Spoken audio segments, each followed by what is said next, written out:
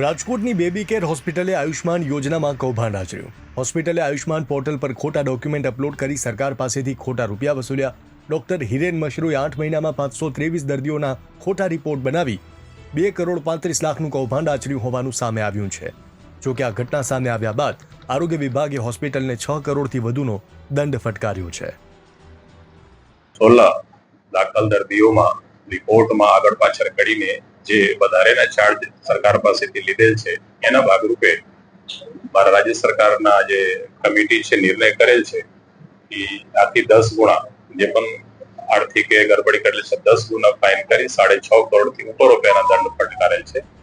આરોગ્ય વિભાગે baby care હોસ્પિટલને આયુષ્માન યોજનામાંથી સસ્પેન્ડ કરી છે.